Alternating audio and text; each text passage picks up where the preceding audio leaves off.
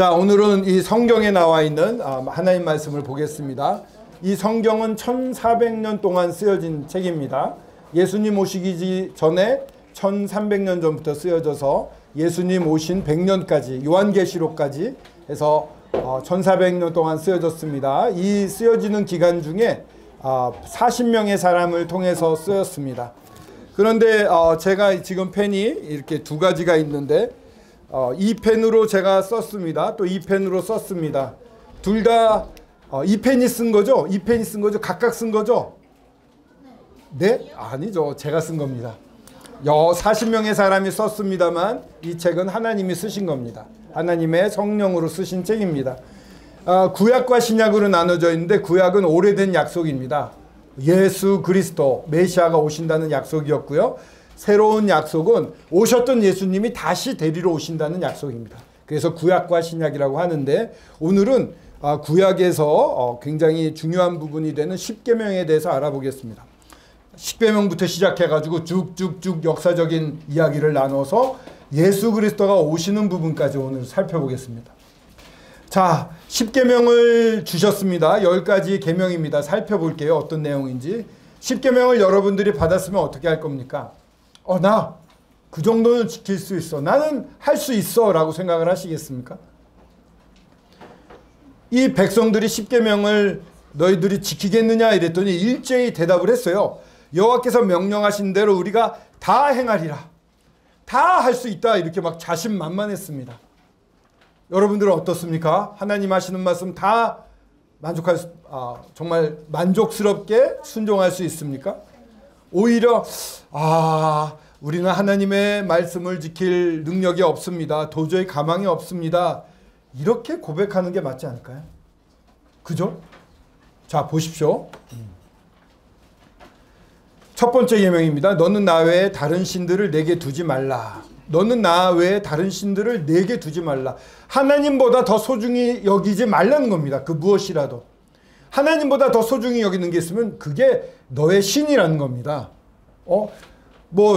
하나님보다 더 좋은 거, 돈? 돈은 굉장히 중요합니다. 또 명예? 우리 가족들의 건강, 내 건강? 엄마? 조금 애매하네요. 엄마. 그런 나 외에 다른 신들을 두지 말라고 그랬었는데 여러분 삶에 있어서 하나님보다 더 소중하게 여긴 것들이 없습니까? 어려운 것입니다. 이거는. 또 너를 위하여 새긴 우상을 만들지 말라고 그랬습니다. 우상을 만들지 말라고 했는데 죄송한 얘기지만 다른 종교에서 죄송합니다만 어느 종교에 가면은 막 상들을 만들지 않습니까? 그 상들은 사람들의 손으로 만든 거예요. 만들다 남은 나무는 불태우고 그거는 만들어요. 그런데 그거는 눈이 있어도 보지 못하고 코가 있어도 냄새 못 맡고 입이 있어도 말을 못하고 귀가 있어도 듣지 못하고 손이 있어도 움직이지 못하는 그런 죽은 것들입니다. 근데 마치 이걸 만들어 놓고 와 우리 하나님이야 이러면은 그 하나님 기뻐하시겠습니까? 하나님 살아계신 분인데 살아서 움직이시는 분인데 얼마나 모욕스럽겠습니까? 뿐만 아니라 이것을 가지고 있으면 내가 참 도움이 될 거야 해서 부적 같은 거 있죠. 제가 아는 분이 폐차장을 하시는데 그 대단히 차들을 보면요. 차 속에서 폐차된 차에 이렇게 뚜껑 열어보면 뒤에 북어 대가리가 그렇게 많이 나온답니다. 북어 안에 부적 들어가 있고 가끔 이렇게 비상금도 나온다고. 그건 중요한 게 아니고 사람들은요 이렇게 우상들을 만들어요. 하나님 이거 너무 싫어했습니다. 여러분들은 이걸 가지고 있으면 내가 좀 나아 이래서 우리 학생들도 뭔가 이렇게 네잎클로버 가지고서 막 소중히 여기고 그런 적은 없겠죠? 세 번째 계명은 여호와의 이름을 망령되게 부르지 말라고 그랬어요. 하나님을 함부로 말한 적 없습니까? 하나님이 계시면 왜 이래? 왜 전쟁이 있어? 왜 살인이 있어? 하나님이 어디 있어? 하나님 이름을 막 망령되게 불렀다. 이것도 큰 죄입니다. 그러고 살지 않습니까? 우리 많은 사람들이 이렇게 살아요. 안식일을 기억하여 거룩하게 지키라. 왜 안식일을 주셨을까요? 사람이 일주일 내내 한 달 내내 일하면 큰일 나요. 쉬어야 됩니다. 하나님 사람을 너무 위하셨어요. 쉬라고 하셨습니다. 6일 동안 천지를 창조하시고 마지막 날 사람을 만드셨고 일곱째 날 쉬라고 하셨습니다. 그러면 쉬면서 뭐 했겠습니까? 하나님은요 6째 동안 일을 하시고 일곱째 날은 사람과 교제를 하셨어요. 안식을 한다는 것, 쉰다는 것, 진정한 쉼은 하나님과 교제하는 시간, 하나님을 알아가는 시간, 하나님 안에서 쉬는 시간이에요. 지켜졌습니까? 일요일 날, 지금은 이제 저희들이 일요일 날 쉬고 있습니다만 토요일도 쉬죠. 근데 정말 이 주일 일요일 날, 이 일요일 날 안식일의 주인 되시는 하나님을 소중히 여겼습니까? 그렇지 않고 살았다면 그것도 하나님 십계명 어기는 겁니다. 이제 4가지는 하나님에 대한 부분이라면 나머지 6가지는 이 사람들을 향한 겁니다. 내 부모를 공경하라. 부모님 말씀 잘 듣습니까? 우리 친구들은 안 그렇겠지만 부모님한테 소리 지르는 어른들도 있어요. 막 부모님들을 어떤 나쁜 어른은 저기 외국에 여행 가가지고 외국에 놓고 온대요. 막 신종 고려장이라고 하는.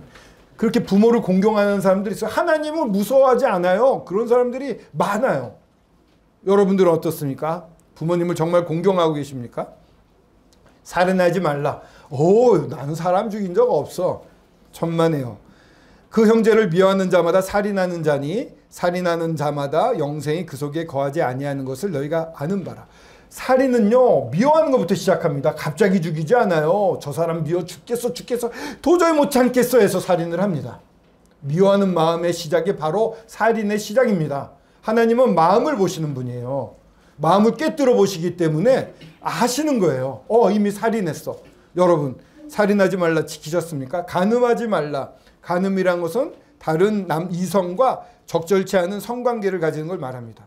간음하지 말라고 그랬어요. 이거는 뭐 저랑 상관없어요. 잊지 마십시오. 하나님은 마음을 들여다보시는 분이에요. 마음을 다 보실 수 있어요. 너희 마음에 너희에게 이르는 음욕을 품고 여자를 보는 자마다 마음에 이미 간음하였다. 은큼한 생각으로 이성을 보는 눈, 그런 생각을 했다 이러면 벌써 하나님은 간음했어 라고 판정을 내리신다는 겁니다. 마음을 보시는 분이에요, 하나님은. 근데 어떻게 그런 사람 하나님 앞에서 나는 멀쩡해 라고 말할 수 있어요? 도둑질 하지 말라.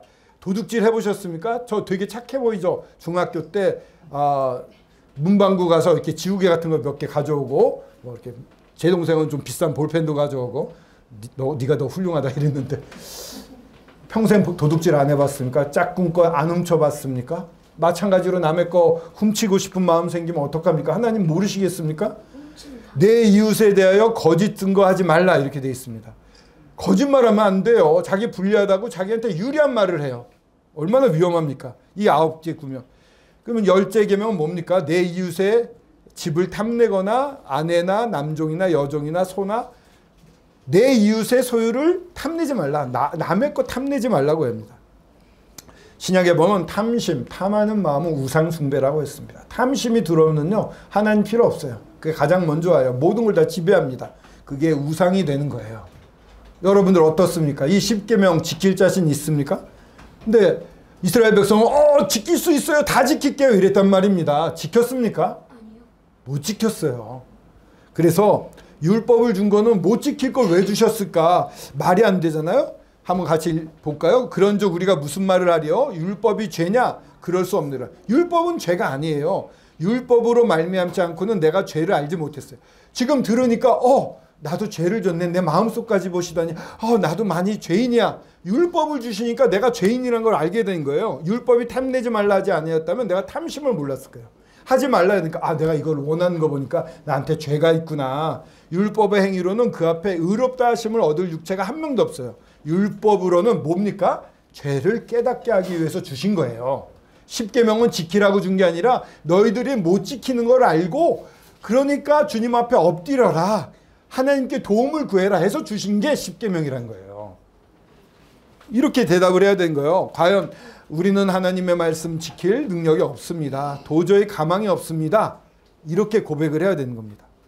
그래서 이렇게 무서운 계약을 지키겠다고 막 힘찼는데 하나님 보시기에 아이고 저들 어떡하나, 저대로 두면 다 멸망할 텐데 하나도 못 지킬 텐데 해서 은혜롭게 하나님이 너희들과 함께 할게, 내가 너희들 함께 해서 너희들 인도할게 라고 주신 게 성막이라는 거예요.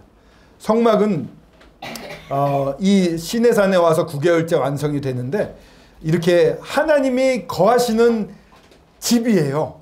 하나님이 거하시는 성막, 막이라는 건 텐트를 말하잖아요. 이게 언제든지 움직일 수 있는 텐트예요. 이 성막을 베푸시고 여기에 하나님이 너희와 함께 있겠다. 그러니까 막 나는 할 수 있어 이러다가 전부 멸망하면 안 되니까 하나님이 옆에서 보호하시려고 성막을 짓고 오셨어요. 성막의 울타리는요 전부 흰 천으로 되어 있습니다. 바꿔 말하면 성막 안에 계신 하나님께 나오려면 깨끗해야 돼요. 거룩한 사람만 나올 수가 있는 겁니다. 성막에 문이 있었습니다. 앞에 9m에서 10m, 20규빗은 4.5, 여기서 여기까지의 길이가 1규빗인데 20규빗이니까 9m에서 10m예요. 굉장히 넓어요. 10m는 여기가 한 3, 4m밖에 안 되니까 이거에 2배가 넘는 넓이에요. 그 문이 넓은 이유는 뭐예요? 우리 교회 현관보다 훨씬 넓죠. 왜요? 모두 다 오십시오. 죄 지은 자든 죄 짓지 않은 자든 다 하나님 앞에 나오십시오 라고 초청하는 거예요. 번제단이 있습니다. 문을 통과하면 번제단이 막 불타오라요. 번제단은 무엇입니까? 죄를 지은 사람들을 위해서 양과 소를 잡습니다. 그 잡은 양과 소를 그 앞에 태워요. 활활 태워요. 그러면서 번제단에 보면서 야 내가 죽어서 저렇게 활활 타는 불에 던져져서 죽어야 되는데 양이 대신 죽어서 내 죄가 없어졌구나. 참 다행이다. 죄의 문제를 해결해 주시는 방법을 하나님이 가르쳐 주시는 거예요. 성막에는. 그 다음에 뭐가 있냐면 물두멍이라고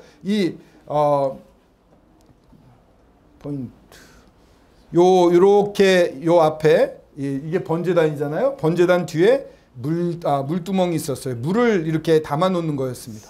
물을 왜 담아 두느냐 하면 요 다음에 있는 성막에 들어가려고 그러면 이 죄를 없애야 한 다음에도 깨끗해야 된다. 거룩해야 된다. 이것을 더 강조하고 스스로 더 거룩하게 되기 위해서 물로 씻어야 되는 거예요. 다시 씻어요. 몸에 묻은 이런 더러운 것들을 다 없애고 이제 어디로 가냐? 성소로 들어가는 것입니다. 성소. 성소는요 이렇게 두 칸으로 나눠져 있습니다. 앞에는 성소, 뒤에는 지성소.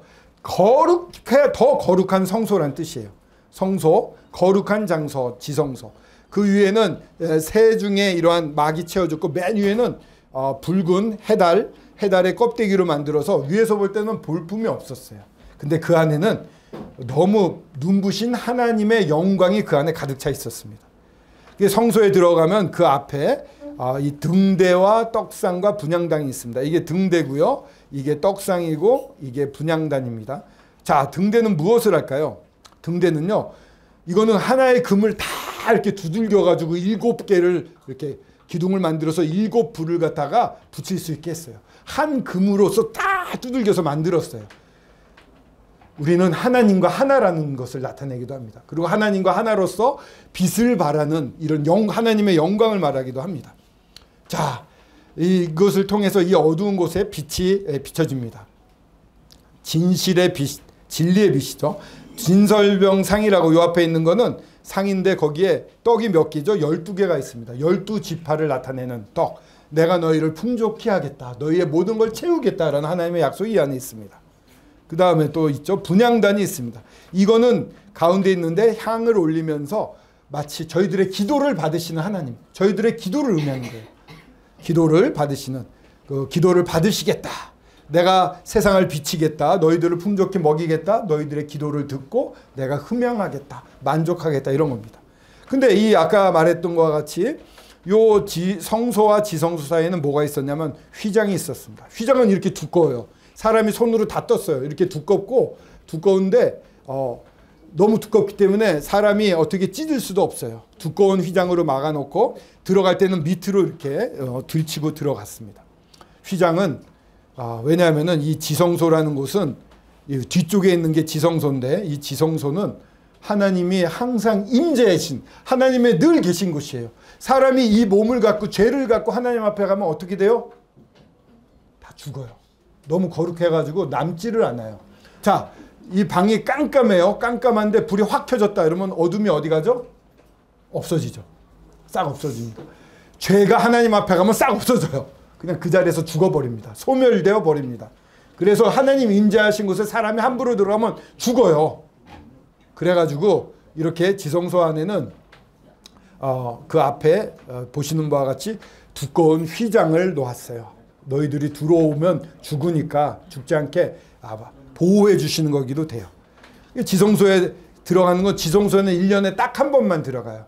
7월 10일 대속죄일 날 피를 들고 모든 백성들이 와 이제 우리의 죄가 용서를 받는지 안 받는지 알 수 있는 날이야. 그래서 다들 이 성막을 둘러보고 250만이나 되는 이 이스라엘의 백성들이 다 그 주변에서 그걸 보고 있어요.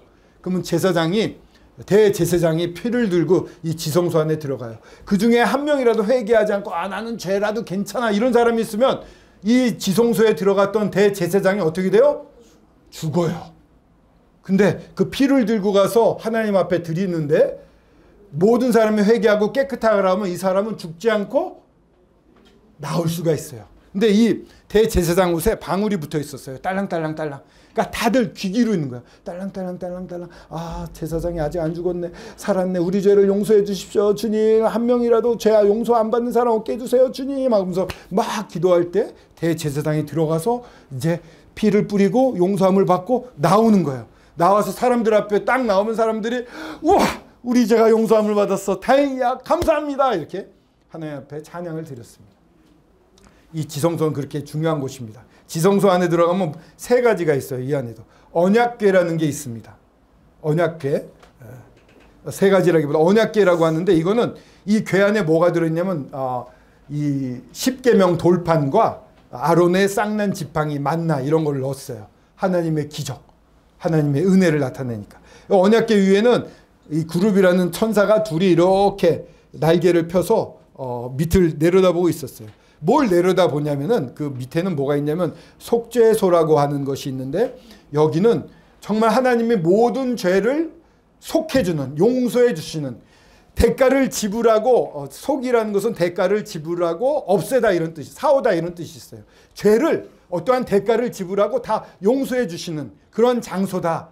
하나님이 사람을 만나 주시는 그래서 용서하시는 장소인 거예요. 속죄소는. 그 앞에 이제 대제사장이 나가서 아까 말씀드린 대로 제사를 드리는 겁니다. 속죄소. 그것을 천사들이 내려다보면서 하나님의 지혜는 너무 놀랐습니다. 하나님의 은혜는 너무 놀랐습니다. 저 하나님을 배역하고 배신하고 하나님을 버려버린 저 인간들을 위해서 이런 용서를 하실 수 있어요? 하나님의 은혜가 너무 놀랐습니다. 라고 천사들도 떨면서 지켜다 보는 거예요. 그 속죄소라는 곳입니다. 거기에다가 피를 뿌리는 것이죠. 이렇게 하면 어떻게 됩니까? 왼쪽에 그림을 보면 뭔가 이게 꽉 차 있죠. 쉐키나 영광이라서 하나님의 영광은요 빽빽한 구름 같아요. 그래서 그게 막 꽉 영광이 차면 사람이 서 있을 수 없을 정도로 압도되는 거예요. 그런 영광이 그 성소 안에 가득 찼어요. 내가 임재에 있다. 여호와가 임재, 하나님이 임재에 계시다, 함께 계시다고 했을 때 하나님이 어떠하면 막 나타나거든요. 그게 이러한 구름 같은 빽빽한 영광을 오시고 또 백성들에게는 보시는 바와 같이 이 불기둥이 확 솟고 밤에는 불기둥, 낮에는 구름 기둥이 솟아 있어서 내가 여기 있다. 걱정하지 마라 하고 인도해 주시는 것이었어요. 내가 할 수 있습니다. 너희들 못해. 그러면 안 돼. 너희들 그러면 멸망당해. 대신 내가 함께 있어서 너희들을 보호해 줄게. 자, 그러면은 그렇게 보호해 주신 하나님 앞에 사람이 나아갈 때 제사를 드려야 돼요. 제사. 죄가 있는 채로 나가면 죽는다고 그랬잖아요. 그럼 어떻게 해야 됩니까? 흠없는 수컷으로 회막문에서 여호와 앞에서 기쁘시게 받으시도록 드릴지다. 수컷, 양이나 염소나 소나. 자, 흠없는 수컷으로 양이나 소나 염소나를 데리고 옵니다. 흠이 있으면 안 돼요. 하나님한테는 잘못된 거 나쁜 거 드리면 안 됩니다. 거룩한 거 드려야 됩니다. 죄가 없어야 됩니다. 회막문에 여호와 앞에 와서 기쁘시게 받으시도록 드립니다. 전 여태까지 이 사람이 제사장이 그 양을 잡는 줄 알았어요. 근데 데려온 사람이 양을 잡는 겁니다. 죄 머리에다가 손을 얹습니다. 머리에다 손을 얹어서 주유라 좀 일어서 봐. 미안해. 어린 양이다. 희율이 일어서 봐. 일어서서 희율이가 죄가 네가 어린 양 할래? 희율이의 죄를 우리 이 어린 양 주율이한테 이렇게 했어요. 그러면 이 희율이의 죄가 어디로 갔을까요? 주율이한테 다 간 거예요. 주율이가 죽으면 미안해. 희율이는 안 죽어요. 죄가 용서함을 받았기 때문에 대신 죽는 거예요. 주율아 예수님 부활하셔서 걱정하지 마라. 고맙습니다. 고마워요. 본인이 와서 자기의 죄를 위해서 자기가 양을 잡는 거예요. 근데 잡는 게 쉽지 않아요. 피를 흘리잖아요. 근데 신기한 게 염소 같으면 발버둥을 친대요. 여기 염소도 잡긴 하죠. 근데 양 같은 경우는 또 잠잠히 있답니다. 근데 피를 따서 피가 막 나면 얼마나 끔찍하겠어요. 생각해 보십시오. 닭 잡으시는 분들은 많이 계시는 것 같아요. 저도 닭 모가지 밑으로 잡는 분을 많이 봤거든요. 어렸을 때. 저는 못 잡아봤어요. 근데 양이나 소나 이런 거를 잡을 때 얼마나 이 피를 흘리면서 끔찍하겠습니까? 하면서 아파하면서 죽을 거 아닙니까? 그 모습을 보면서 그래 미안해 내가 죽었어야 되는데 네가 대신 죽는구나. 얼마나 가슴 아팠겠어요. 그는 번제물 머리에 안수할지니 그를 위하여 기쁘게 받으시면 돼요. 그를 위하여 속죄가 될 것이다. 안수하면은 하나님이 기쁘게 받으신다고 그랬어요. 그를 위하여 속죄가 된다. 죄를 갚아서 없앤다 이런 거예요. 그 사람의 죄가 희유리의 죄가 주유리가 갚아짐으로 말미암아 없어지는 거예요. 갚아서 없어진다. 그러니까 죄가 옮겨지는 거예요. 대신 갚은 거예요. 그걸 대속이라고 하는 겁니다. 속죄라고도 하고요. 육체의 생명은 피에 있음이라 내가 이 피를 너희에게 주어 제단에 뿌려 너희의 생명을 위하여 속죄하게 하였나니 생명이 피에 있으므로 피가 죄를 속하니라. 정말 사람의 출혈이 심해지면 죽습니다. 피가 없으면 죽습니다. 생명 피에 있습니다. 그래서 이 피를 제단에 뿌립니다. 그래서 너희의 생명을 대신 갚아주게 하는 겁니다. 그래서 생명이 피에 있으므로 피가 죄를 속해주는 겁니다. 생명으로 생명을 갚아야 되는 거예요. 그래서 피를 흘려야만 합니다. 피로써 정결케 되나니 피가 정결케 해주는 겁니다. 피 흘림이 없음 즉 사함이 없다. 피 흘림이 없으면 용서함이 없습니다. 자, 성막의 제사입니다. 이렇게 각을 띄어서 올려놓고 불을 이렇게 막 태웁니다. 그리고 지성소에는 아까도 말씀드렸습니다만 1년에 한 번 들어가 자기의 백성의 허물을 위하여 드리는 피, 이거 없이는 용서함이 없다는 것입니다. 이렇게 은혜를 베푸셨어요. 이 주님께 다 나오시겠습니까? 하나님 믿으시겠습니까? 다 믿고 싶죠? 믿기 싫으신 분 한번 손 들어보세요. 없을 겁니다. 근데 사람들은 어땠는지 아십니까? 슬픈 역사를 이제부터 보겠습니다. 이스라엘 사람들은 뒤에 이 성막이 있음에도 불구하고 모세와 아론에게 돌을 들어 죽이려고 그랬어요. 물이 없네, 뭐 먹을 게 없네, 불평을 계속하는 거예요. 차라리 왜 광야에 데리고 왔어? 그 애굽에서 그냥 죽었으면 됐지. 왜 우리를 고생시켜? 이러면서 막 돌로 쳐 죽이려고 그래요. 하나님이 하신 일을 금방 다 까먹어요. 여러분들도 그러실 수 있어요. 은혜를 받았는데 금방 잊어버릴 수 있어요. 하나님은 어떻게 하셨어요? 노하셨어요. 무서운 불뱀을 보내서 심판을 하십니다.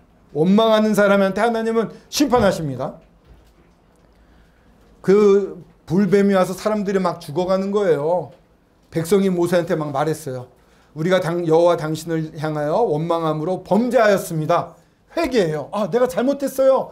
범죄했습니다라고 고백하는 게 필요해요. 내가 지금까지 잘못 살았습니다. 이 삶은 잘못된 겁니다. 하나님 용서하여 주시옵소서 하고 하나님 앞에 회개하는 거. 이분들도 얘기했어요. 제가 원망했어요. 범죄했어요.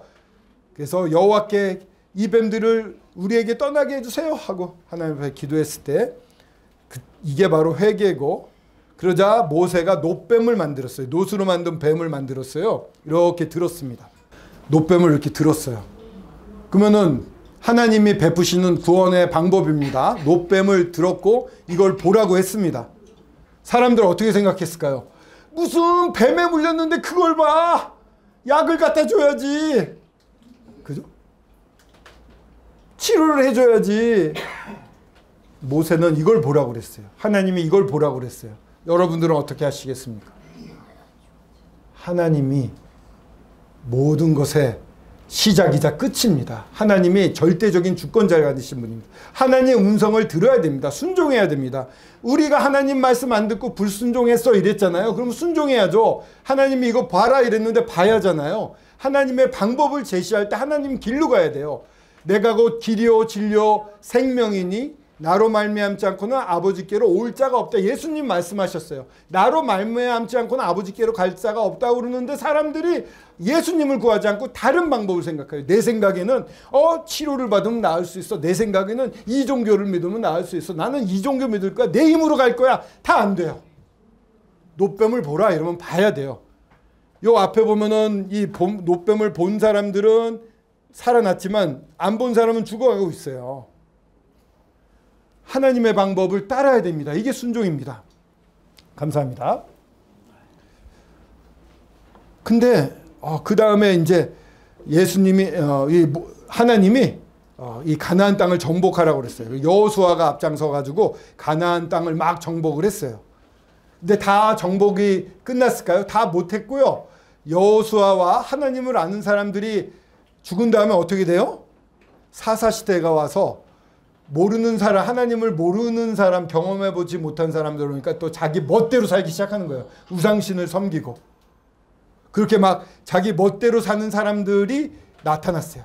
그래서 하나님이 사사라는 400년 동안 사사라고 하는 인도자, 리더를 15명이나 보내줬어요.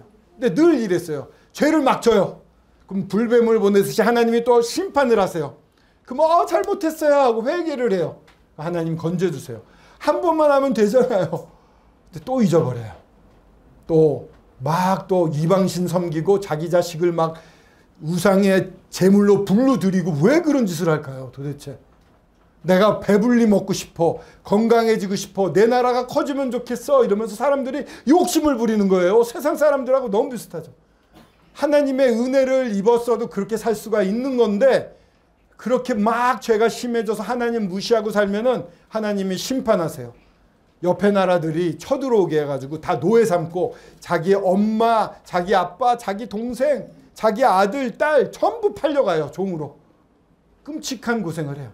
그때 다시 하나님 잘못했습니다. 하나님 용서하여 주십시오. 이러면 하나님이 사사를 일으켜서 또 구원해 줘요. 사사가 몇 명 있었다고요? 15명. 적어도 15번 이상 그렇게 했던 거예요. 사람이 이렇게 어리석습니다. 사람은 나는 기대할 게 없어요. 나한테.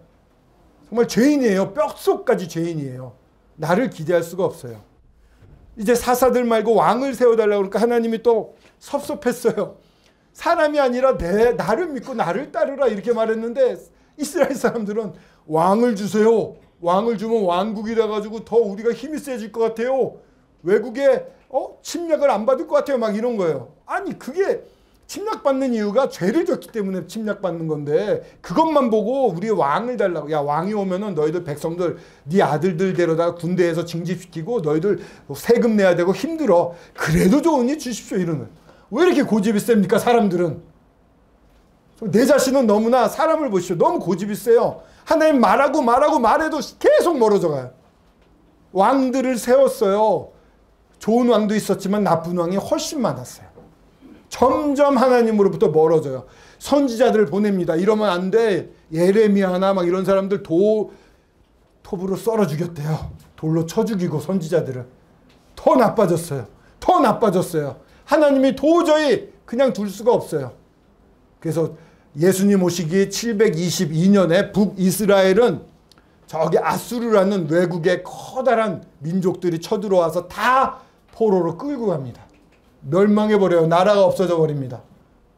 그리고 예수님 오시기 586년 전에 남쪽의 유다 왕국은 바로 바벨론이란 또 그 아수르의 후속으로 나타난 큰 나라가 쳐들어와서 싹 끌어갑니다. 성전이요. 이 놀라운 하나님이 함께 하시겠다고 약속했던 성전은 어떻게 되는 줄 알아요? 다 뒤집어져요. 다 파헤쳐져요. 그냥. 왜냐하면은 금을 입혔는데 막 전쟁이 일어나니까 금이 녹아들었어요. 그러니까 성전 밑에 돌 밑으로 금이 다 새어 들어간 거예요. 그거 끄집어내려고 성전의 털을 다 뒤집었어요. 자기들의 정말 자랑거리. 우리는 다른 민족과 달라. 우리는 하나님이 함께 하셔. 이 성전을 봐. 놀랍잖아. 라고 자랑했던 거 다 없어졌습니다. 하나님이 진노하시면 정말 무서워요. 심판하세요. 싹 성전도 뒤집어 엎어졌고 백성들 다 끌려가고 어떤 왕은 눈을 뽑힌 채로 끌려가고요. 다 끌려가서 똑똑한 사람들은 내시가 돼버리고요. 아주 끔찍합니다. 남겨진 사람들은 아주 보잘것없는 사람들만 남겨졌어요. 이스라엘의 역사 너무 슬픕니다. 선지자와 포로 시대로 이렇게 끌려가서 이런 고생하고 이렇게 막 다 포로로 끌려가는 거예요. 묶여가지고. 그리고 가서 그냥 중노동만 하는 거예요. 먹을 거나 제대로 줬겠습니까? 이제 암흑 시기. 그렇게 끌려간 동안 400년 동안, 무려 400년 동안 하나님이 말씀을 안 하세요. 이제 자기 백성 이스라엘 사람들한테 얘기를 안 해요. 400년 동안. 얼마나 속상하셨으면 그랬을까요? 400년 동안 기다리는데 처음에 헬라 시대가 그리스 시대, 우리 그리스 신화 잘 알죠? 그 그리스 신화가 나온 그리스가 400년 중에 200년, 한 300년 동안 지배를 합니다. 지배를 하는데 그때는 정말 전혀 하나님의 음성이 없으니까 사람들이 정말 자기 멋대로 살았어요. 너무너무 힘들어졌어요. 그러다가 독립운동에서 예수님 오시기 100년 전에는 자기들끼리 독립국가도 만들어요. 근데 그 다음에 온 로마 시대 이 로마 황제들이 또 쳐들어와 가지고 예수님 오시기 60년 전쯤에 그 독립된 국가가 멸망을 당합니다. 그래서 이제는 식민지가 돼요. 우리나라의 일제시대 식민지보다 더 힘들게. 그래서 포도주를 예수님이 포도주를 처음 기적 만드시잖아요. 포도주가 엄청 귀했어요. 우리는 거기 가면 맨날 포도주를 물처럼 먹고, 아니에요. 너무 수탈이 심하니까 다 세금으로 가져가고 포도주도 가져가니까 결혼식이나 돼야지 어쩌다 맛보는 것이 된 거예요. 선생님 어렸을 때 갈비는 하루에 1년에 한 번 먹을까 말까 그랬거든요. 지금 우리 친구들은 막 먹죠. 갈비, 돼지갈비, 소갈비 막 먹죠. 선생님 어렸을 때 못 먹었어요. 근데 뭐 일제시대 때는 더 심했겠죠. 고기가 어디 섞겠어요. 이스라엘이 암흑기에 빠져 있을 때, 로마의 식민지가 됐을 때는 그렇게 어려웠어요. 그런 어려운 시간을 보내면서 어떻게 되겠습니까? 드디어 그들이 마음이 낮아졌어요. 400년 동안 하나님의 선지자 말씀도 없었죠. 하나님이 전혀 개입도 안 하시고 나타나지도 않았어요. 이제 더 이상 못 참게 된 거예요. 다들 마음이 낮아져서 이렇게 낙심한 가운데 구원자여 오시옵소서, 메시아여 그리스도여 어서 오시옵소서라고 기도하기 시작했어요. 탄식했어요. 탄식했어요. 여러분들은 어떻습니까? 예수님을 기다리시고 탄식하고 기도해 보십니까? 하나님 어떠신 분입니까? 백성들이 탄식하고 슬퍼하면 들으시는 분입니다. 여기 한 분이 나와 있어요. 이 분에게 천사가 나타나서 말씀을 하셨어요. 누굴까요? 마리아입니다. 우리 친구들이 빨리 하네요. 보라, 내가 잉태하여 아들을 낳으리니 그 이름을 예수로 하라. 구원이란 뜻이잖아요.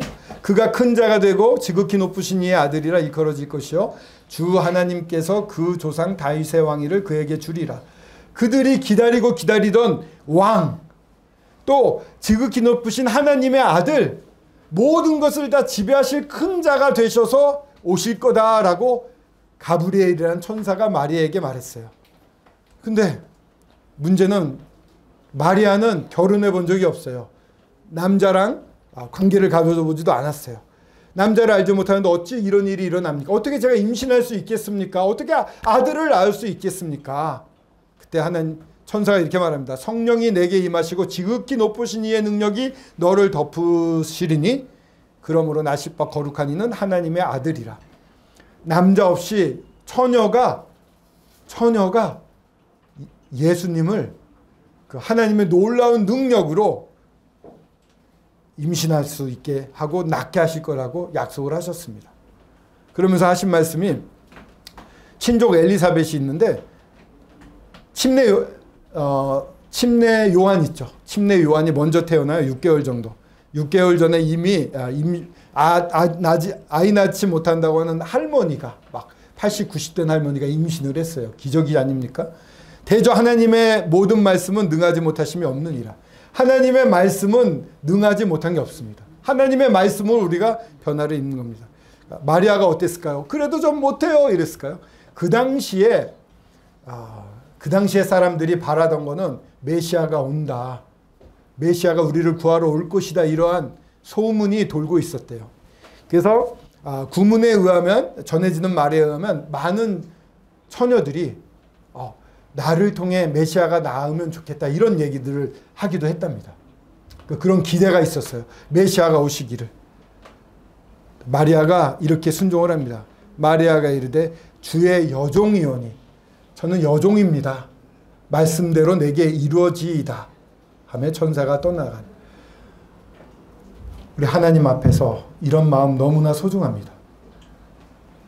저는 주의 여종입니다. 전 아무것도 할 수 없습니다. 하나님이 주인이시고 저는 그저 따라가는 종에 불과합니다. 하나님 말씀하시면 모든 것이 다 이루어집니다. 하나님이시니까요. 저는 하나님을 순종하겠습니다. 이 자세가 너무 기쁩니다. 이런 사람을 통해서 하나님이 일을 하셔요. 그 남편 요셉에게도 하나님을 경외하는 요셉에게 하나님이 말씀하십니다. 처녀가 잉태하여 아들을 낳을 것이요 그 이름을 임마누엘이라 하셨으니 이를 번역한즉 하나님 우리와 함께 계시다. 이거는 700년 전에 이사야 선지자를 통해서 예언을 한 거예요. 예수님에 관련된 예언, 예수님이 태어나시겠다고 구약에 나와 있는 예언이 360가지가 훨씬 넘습니다. 그 예언이 다 맞아떨어졌어요. 100%. 그런 일은요, 인쇄소가 갑자기 폭발이 터졌어요. 폭탄이 터졌어요. 뻥! 해서 인쇄소에 쌓였던 원고들이 다 푸르륵 날랐다가 뚜락 떨어지면서 착착착착 쌓여가지고 백과사전이 될 수 있는 비율과 똑같답니다. 성경에 나와 있는 예언이 다 맞아떨어지는 비율은 그렇게 어려운 거예요. 확 올라갔던 종이가 착착착착 쌓여서 백과사전 순서가 된다. 있을 수 없잖아요. 그만큼 어려운 일을 하십니다. 누가? 하나님은 그 말씀에는 부족함이 없어요. 모든 거 하실 수 있는 분이에요. 그래서 그 말을 듣자 요셉도 참 믿음이 좋은 사람, 하나님을 두려워하고 순종하는 사람이에요. 그냥 따랐습니다. 이렇게 이사야서 7장 14절에 똑같은 처녀가 잉태하여 아들을 낳을 것이요 그 이름을 임마누엘이라 하리라. 요셉이 잠에서 깨어 일어나 주의 사자의 분부대로 행하여 그의 아내를 데려왔으나 아들을 낳기까지 동침하지 아니하니 하더니 낳음의 이름을 예수라 하라. 이름을 예수라고 지으라고 그랬잖아요. 그대로 순종을 했습니다. 자, 이제 거의 마지막입니다. 사마람으로 오신 예수님이시에요. 이제 예수님 태어났을 때 너무 기뻐했겠죠. 여기 태어난 모습의 그림입니다. 자, 이 그림을 잘 보세요. 좀 이상하지 않습니까? 여기 어디서 태어나셨죠, 예수님? 마구간. 여기는 어디예요? 동굴. 왜 동굴일까? 마구간 동굴. 그 당시에 베들레헴은 이런 동굴을 파서 마구간을 많이 만들었습니다. 왜냐하면 석회암이 많은 곳이었어요. 그래서 파면은 잘 파졌습니다. 양들을 기르는 마구간을 이렇게 석회암을 파서 동굴을 파서 그 안에다가 속에는 양들의 구유 뭐 이런 양과 마구간으로 사용하고요.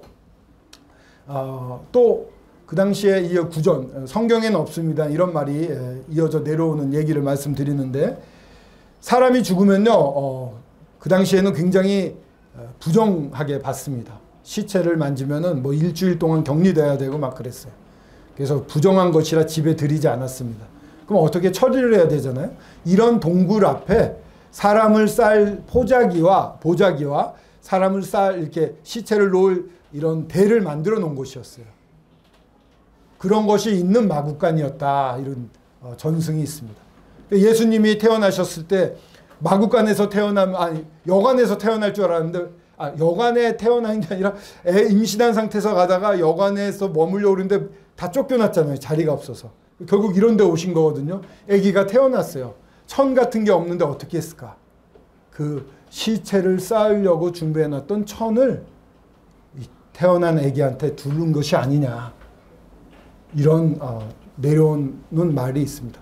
바꿔 말하면 예수님은 태어나서 처음 입으신 옷이 시체를 싸는 옷이었어요. 예수님은 죽으러 오셨습니다. 죽으러 오셨어요. 누구를 위해 죽으러 오셨어요? 이 예수님은요, 사람으로 왔어요. 지혜와 키가 자라가며 하나님과 사람에게 더욱 사랑스러워 가셨어요. 아기로 태어났잖아요. 이렇게 태어났을 때 강력한 군사나 무서운 짐승이 오면 예수님 못 지켜요. 하나님은 이런 상황인데도 우리 예수님 보내셨어요. 놀랍지 않습니까? 이 은혜, 저희를 향하신 사랑이 큰 거죠. 지혜와 키가 자라가고 이렇게 그는 죄를 범하지 아니하였고 그 입에는 거짓도 없었어요. 그렇게 성장을 했습니다. 아마 예수님이 아버지 요셉도 목수였고 어렸을 때부터 이렇게 나무를 가지고 놀지 않았을까. 이렇게 사람으로 오신 분이에요.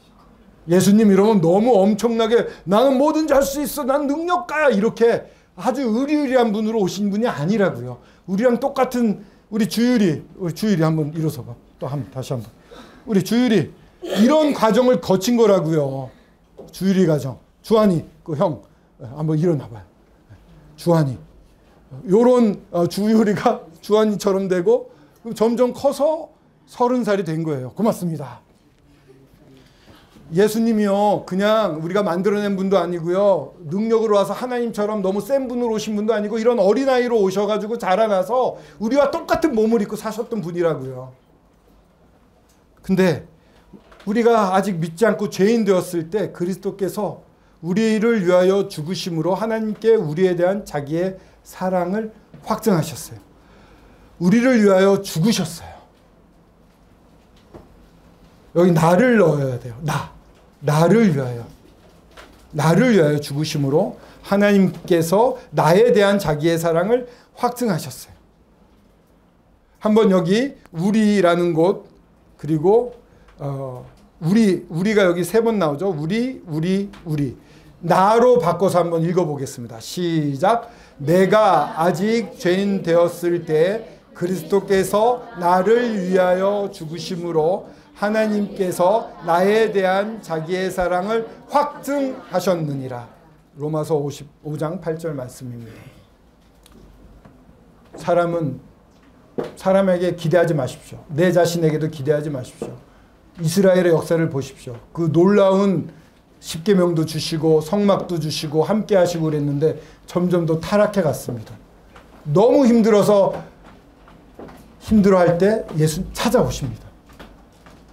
오셔서 오셨는데 오신 분이요, 그냥 우리랑 똑같은 사람으로 오신 거예요. 특별히 하나님이라 특별한 능력으로 오신 게 아닙니다. 사람으로 오셨어요. 얼마나 불안하셨을까요? 그 기적의 삶을 살 동안 자기를 비우셔서 살았어요. 자기 능력으로 자기를 배불리하지 않았어요. 굶주려도 돌을 떡으로 만들어라 해도 안 바꾸셔요. 하나님만 순종하는 그런, 정말 우리랑 똑같은 몸인데 하나님만 바라보는 사람으로 오셨어요. 그분이 죽으셨어요. 하나님이 우리를 사랑하는 것을 증명하려고, 확실한 증거가 되기 위해서 확증하셨어요. 이렇게 사랑으로 여러분들 앞에 오신 예수님을 이스라엘 백성들처럼 거절하시겠습니까? 아니면은 네, 주님 감사합니다 하고 받아들이시겠습니까?